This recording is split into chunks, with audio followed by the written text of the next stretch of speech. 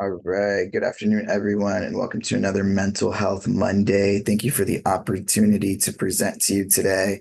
My name is Dr. Egypt Lathman, and my presentation is Nourishing the Mind, How What We Eat Shapes Our Body, Brain, and Mental Health. Our agenda will include the following topics: nutrients and body function, brain function and mental health, mood and behavior, and long-term impact. So let's begin. Nutrients and body function. An increasing number of studies are revealing that diet and nutrition are critical not only for physiology and body composition, but also have significant effects on mood and mental well-being, as referenced in a 2021 study. So we use food as energy because the food we consume provides energy in the form of calories and is required for all bodily functions, from breathing to brain activity. Our body composition.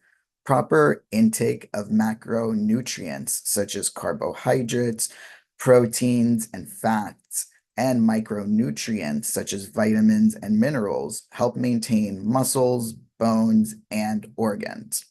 Our immune function, right? Nutrient-rich foods support a strong immune system, which helps the body resist infections and diseases and reduces overall stress on our systems.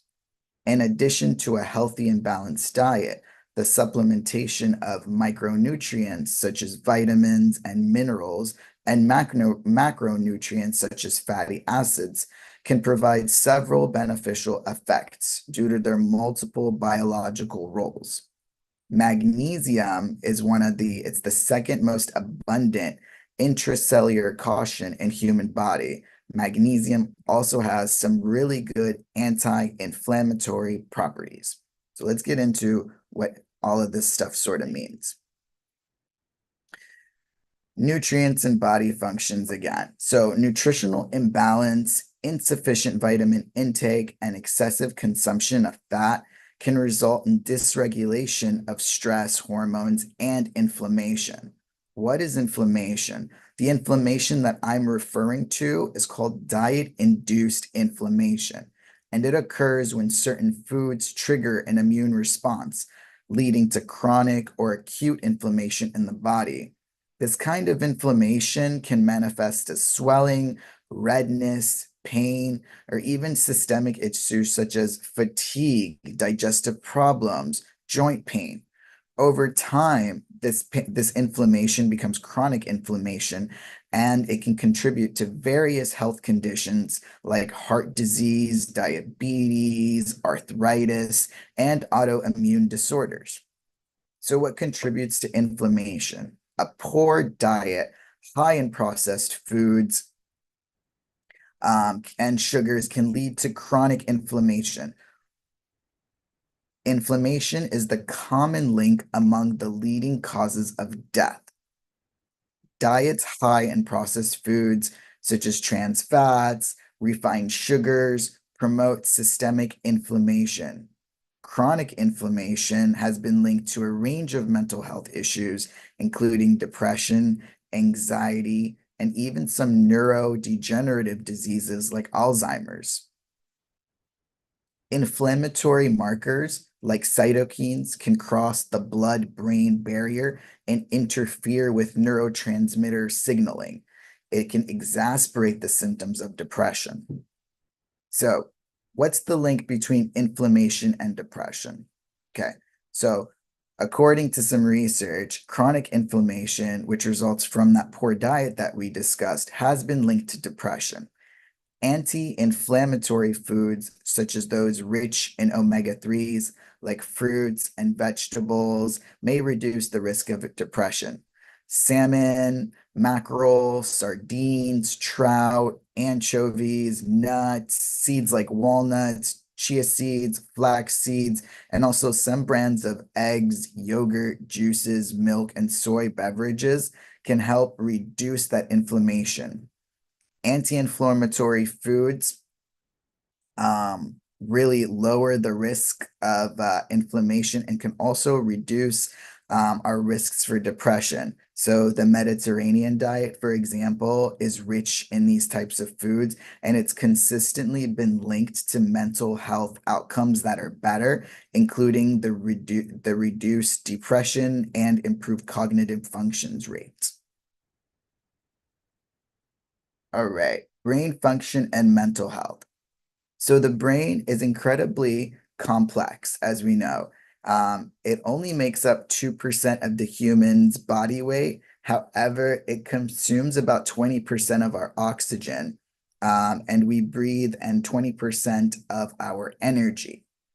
So, blood sugar levels. Why is this important? Diet directly affects our blood sugar stability, and fluctuations in blood sugar, often from eating refined carbohydrates or sugary snacks, can cause mood swings, irritability, and difficulty concentrating. Research states that in general, excess glucose and fructose induce cellular stress, which lead to the development of insulin resistance and fatty liver disease.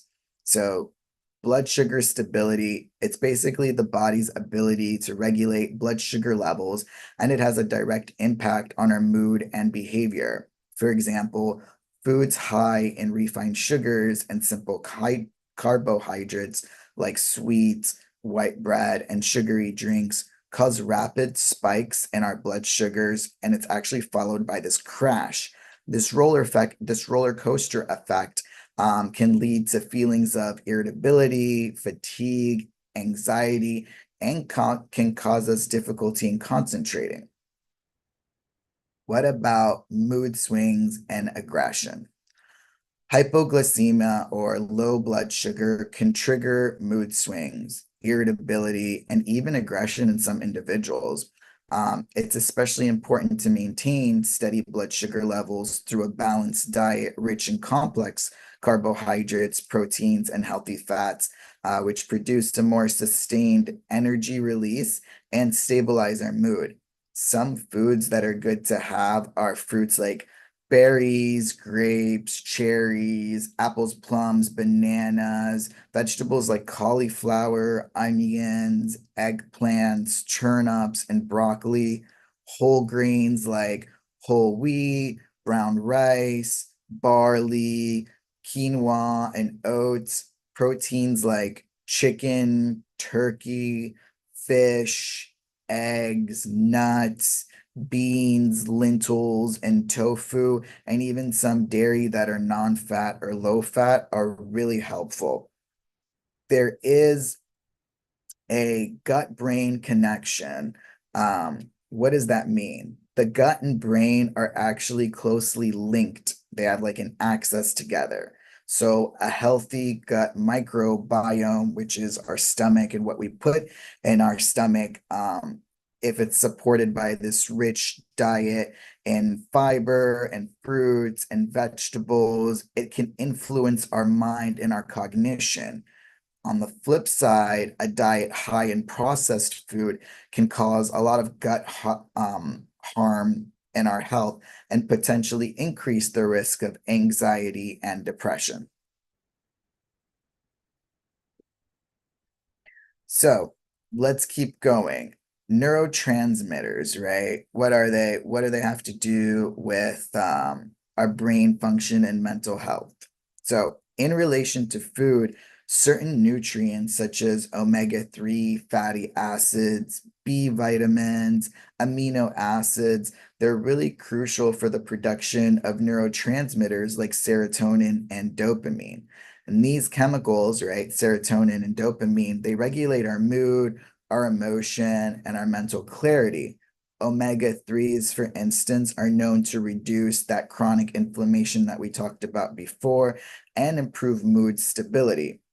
Neuropsychiatric disorders have been traditionally related to a dysregulation of neurotransmitters such as dopamine, neuroepinephrine, glutamine, and serotonin, and contribute to their mood and cognitive dysfunctions, right? So nonetheless, the persistence of treatment refractory conditions lead scientists to this hypothesis that there's a relationship between inflammation, which we discussed before, and neuropsychotic disorders. And it's supported by the medical observation of the conditions associated with chronic inflammation and immunological abnormalities, which include obesity, diabetes, rheumatoid arthritis. These are all risk factors for depression and stress and anxiety. So let's tie it back into stress and anxiety. Nutrient deficiencies, particularly in magnesium, which I had talked a little bit about before, zinc and vitamin D have been associated with increased stress levels, anxiety, and depression. So foods like leafy greens, nuts, seeds, fatty fish can actually help manage stress by supporting our nervous system. And what is stress? Stress is a body reaction to the disturbance of sort of our equilibrium, right? So stress contributes to an overall reduction of our quality of life and a wide range of different disorders, right? Hypertension, cardiovascular disease, IBS, which is inflammatory bowel syndrome, and diabetes. So in particular, stress can lead to a prolonged release of cortisol and subsequent activation of immune cells. So that also affects our cognitive functions, right? So a diet rich in antioxidants, which are often found in fruits and vegetables, and healthy fats like that from fish and nuts, and whole grains support brain health and cognitive function and reduce the risk of cognitive decline and actually improve our memory and our focus. So let's get into mood and behavior. A hot word that a lot of people mention is sort of like emotional eating. So what is emotional eating? Emotional eating is also known as stress eating, and it's defined basically by the response of us to we eat in response to positive and negative emotions and not necessarily due to our physiological need to eat. Okay. And so stress and emotional conditions affect our eating behaviors, and stress and negative mood are able to influence appetite inversely. So that means it prompts several people to eat more and others to eat less. Emotional overeating and emotional undereating have been associated with the beginning of body weight complications and eating disorders. So let's talk about some comfort foods and emotional eating a little bit more in depth. So highly processed, sugary, or fatty comfort foods can trigger our brain's reward system by releasing dopamine and making us feel good temporarily. So it makes sense that people eat when they're feeling bad. They sort of overindulge sometimes because when they eat these sugary foods, like there's a picture of somebody sitting here crying in front of a cupcake. It releases the brain system reward system in terms of dopamine and dopamine. It makes us feel good, right? Momentarily. However, it can create this reliance on food that can create a cycle of emotional eating, which can lead us to weight gain, feelings of guilt when we eat, feelings of shame, and it actually will worsen our mental health over time. So another term that people use is comfort eating. So what is comfort eating? Comfort eating is it's eating in response to stress, sadness, or boredom, right? It's this common behavioral response to us being emotionally uncomfortable about something. And so a lot of times when people tend to emotionally look at food for comfort, they're eating really highly processed, sugary, fatty foods. And again, these release this sort of high by a dopamine release. And they can lead again to the cycle of unhealthy eating patterns. And it actually worsens our mood in the long run. So let's continue to talk about mood and behavior, food cravings and mood. So, certain foods can influence food cravings through their impact on our mood and our energy levels. For instance, people may crave really sugary or high carbohydrate foods when they're feeling low on energy or just feeling down. And these foods, they often provide us sort of like a really quick pick me up, but it is short lived. So it helps boost our energy and it lifts our mood. However, it is very short lived, and these types of eating habits can lead to unhealthy eating, weight gain, and again, it's been linked to actually worsen the way that we feel over time. So we might feel good if we grab that cupcake or that slice of cake, but over time, we actually don't feel so good about it. How does our mood get affected? Like, how does the food that we eat affect our sleep? Well, a nutrient dense diet actually supports sleep patterns, right? So poor sleep is often linked to deficiencies in key nutrients like magnesium and vitamin B, which can lead to increased stress. It can lead to irritability. It can lead to some mood swings, right? If we're not getting enough sleep, oftentimes we're not able to focus in on the day. We're feeling irritable a lot more. We might not be able to concentrate on our tasks. We might have a hard time focusing our attention. So there's a lot of things that are sort of linked just by the food that we eat. It really affects us even in our sleep, which affects, how we perform the next day or that overall week or that overall month. So what are some behavioral impacts sort of the food we eat? Well, research has shown that children and adults that consume this diet that's high in processed foods and sugar are likely to exhibit hyperactivity, impulsivity, and some cases, some aggressive behaviors. This has been observed particularly in the context of sugar's impact on the dopamine release, right? So we talked about how if you grab that slice of cake, you grab that donut, you grab that cupcake, it creates this short-term reward system where our mood is boosted, we're feeling good. And then from that sensation, what actually happens is it can drive us to have these cravings. And then we can have impulsive behavior in our eating, right? So let's talk about some long-term impacts of this. So emotional eating, also known as stress eating,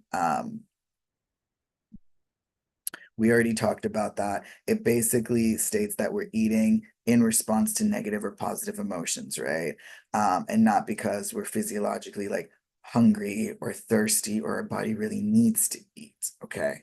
So this type of eating pattern, it can create chronic conditions for ourselves. And so a poor diet can contribute to the development of chronic conditions like obesity and diabetes and heart disease. And all of those have this direct and indirect impact on our mental health, right? Living with chronic disease can cause stress, of course. It can cause anxiety, of course. It can cause depression. And it makes it more difficult to maintain a positive mental state. So, mental clarity and longevity, right? Consistently eating a balanced, nutritious diet helps sustain our brain function.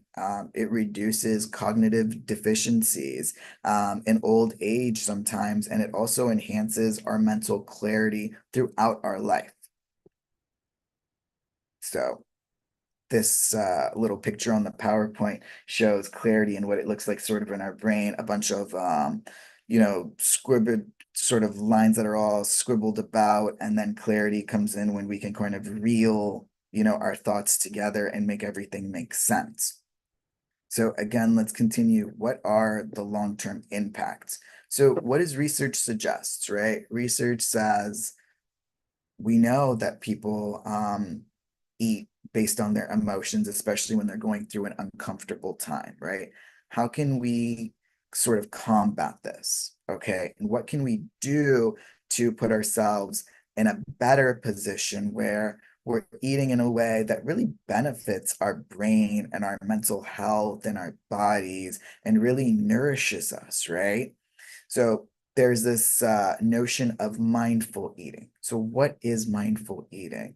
Mindful eating is this practice that involves being fully present and aware of your food and drink while eating. Mindful eating actually talks about how we shouldn't be like on our phones, we shouldn't be on work emails, we shouldn't even be watching like a show on TV. We should really be indulged in using our senses and enjoying the food in front of us and being really aware of our physical hunger and the cues that our body is giving us to tell us that we're full. So, for example, we might make like a really big plate of something and we might feel guilty and say, I have to finish this plate, right? Because I don't want to throw it away. So I'm going to force myself to finish this plate.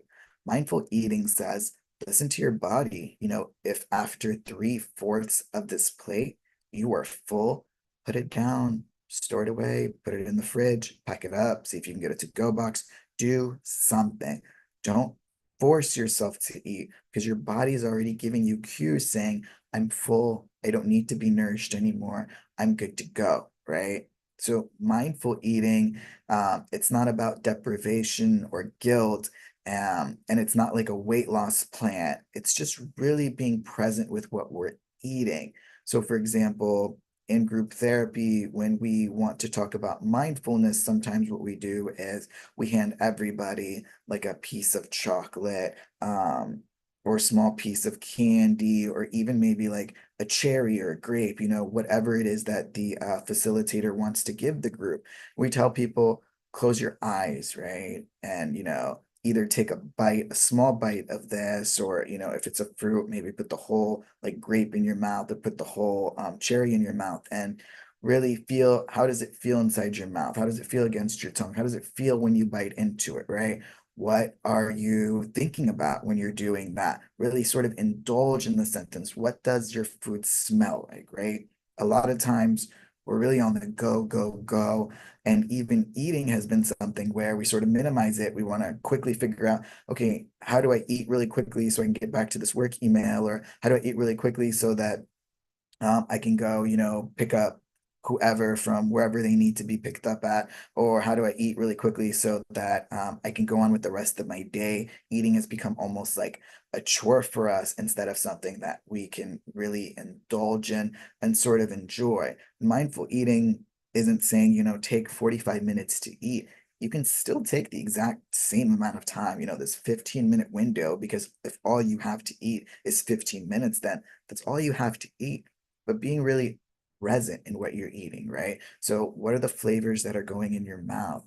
Is your body telling you that you really need to finish this whole bowl of food? Is your body saying, hey, like, I'm good right here. Like, maybe we can pack the rest away, right? Research has shown that mindful eating approaches can be effective in the treatment of unfavorable behaviors such as emotional eating and binge eating, right? So, how do we develop mindful eating practices, right? We can pay attention to hunger and fullness cues. This is something that our body naturally gives us, right? We naturally know when we're hungry, we naturally know when we're thirsty. But on the flip side, we don't always do such a great job listening to our bodies when it's saying we're really full, right? Like I said, a lot of times we think, oh, it's just a few more bites. I don't want this food to go to waste. And again, mindful eating is not telling you to throw away your food. Mindful eating is just saying, is there another solution for it? If your body is telling you you're full, can you put your stuff away in the fridge? Can you store it away? Can you make it into like a leftover meal for the next day, right? Um, it also talks about avoiding emotional eating and distracted eating. So a lot of times when we're eating and maybe we're watching our favorite show, we don't even realize that we're done with our food. It's like, oh my God, where did that bowl of food go? I'm done. I've been so immersed in my show that I wasn't even paying attention. So mindful eating says, hey, let's maybe pause the show. Let's eat for 15 minutes. Let's really be aware of the food that we're putting into our body and how it nourishes us, and then let's get back to our show. Mindful eating can have a positive impact on our mood and our behavior. It also allows us to show some gratitude and feel some gratitude that we're able to nourish our bodies, right?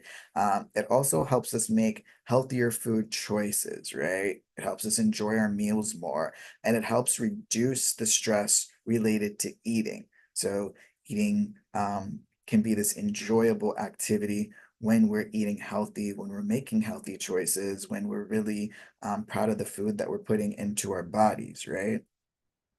So let's talk about dietary plant patterns and behaviors.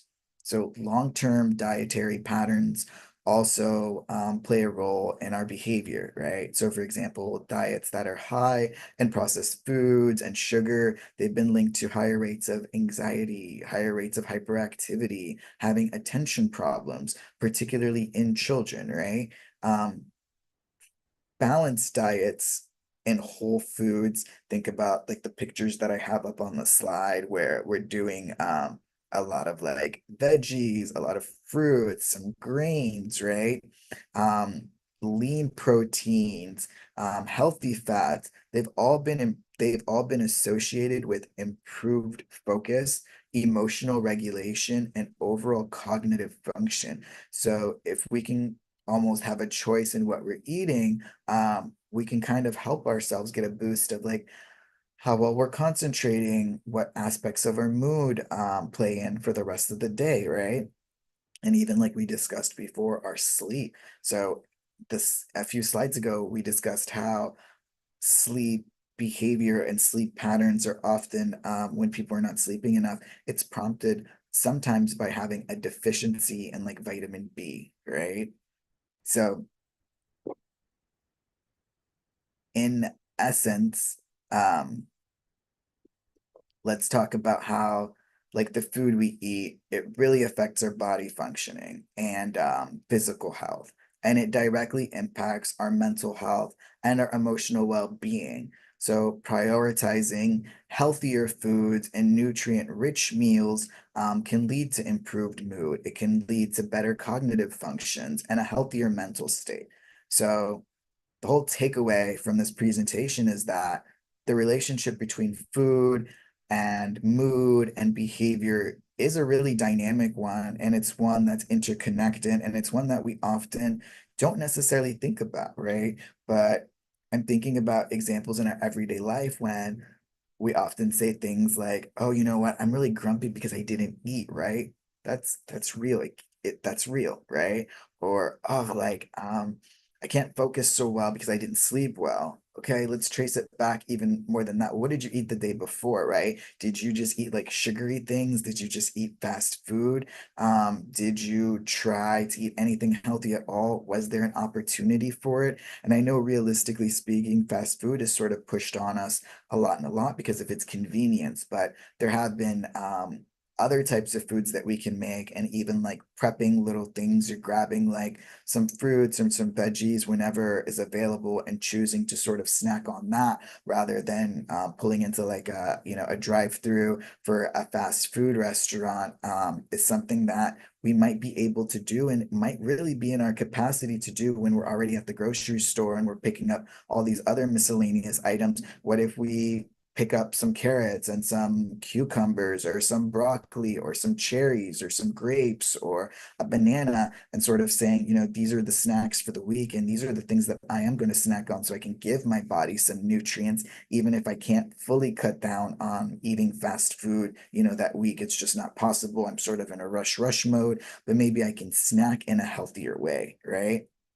So the idea behind it is that food affects our mood, it affects our functioning, it affects our sleep. And what can we do?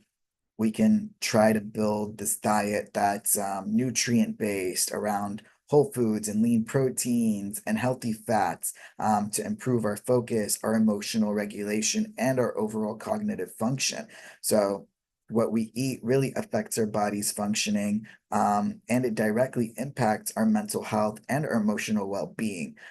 So, prioritizing nutrient rich based food. So I'm thinking vegetables, fruits, chicken, eggs, Some yogurts are like non-fat, some milks are non-fat. Um, Other things like barley and whole grain rice, right?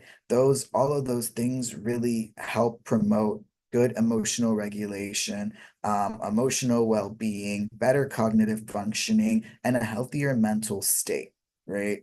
So, in all, the food we eat, it influences our brain chemistry, our neurotransmitter production, blood sugar regulation, and inflammation. And all of these things happening in our bodies, they determine how we feel and also how we behave. So by adopting a more conscientious, sort of a healthier approach to nourishing our bodies, and reducing consumption of like really sugary foods or highly processed foods, we can support better mental health. We can support a little bit more of our emotional stability, and we can have more positive behavioral outcomes. And the key is just to recognize that food, it's not just the fuel that we need for the body, but also it really is this powerful determinant of our mental and our emotional state. And that's the key takeaway from today's talk. This is sort of the end of our talk. I welcome any questions that we have. The rest of my slides are all reference slides. I did quite a bit amount of research for this presentation, but I'd like to open it up and see if anybody has any questions or how we can sort of keep the conversation going. I do know that we have a few minutes left.